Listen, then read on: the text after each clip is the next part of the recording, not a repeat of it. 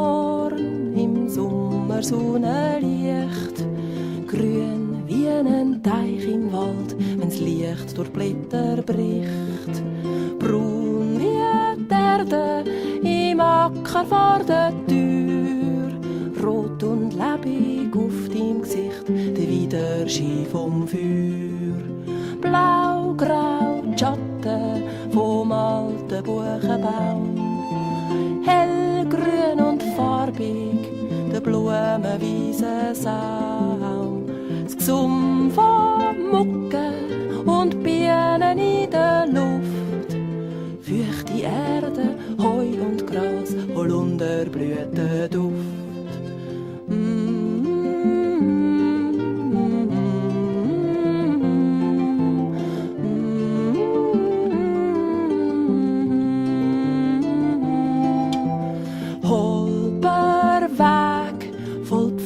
Stein und Staub, braune Blätter, Holz und Moos, ein Morchelpilz im Laub.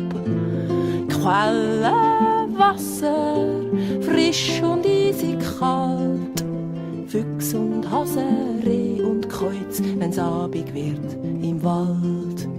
Tannennadel als Teppich, braun und weich, ein munziges Murmelbächli, gestaut zu kleinen Teich, Tannenwipfel, wo flüstern im Wind, Menschen, wo da aussen alle einfach zufrieden sind.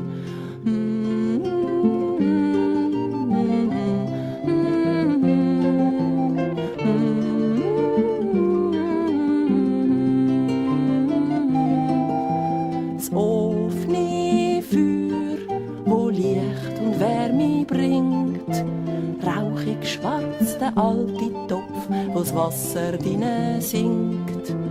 Draussen die Nachtruhe und das helle Sternenlicht, drinnen beim Petrol und Kerzenschein eine Geistergeschichte. Laute Gedanken versinken in der Ruhe, vom Schauen in die Flammen gehen müde Augen zu. Die Zeit steht still und die Lichter löschen aus. Alles, was weh tut, geht zur Ruhe in diesem kleinen Haus.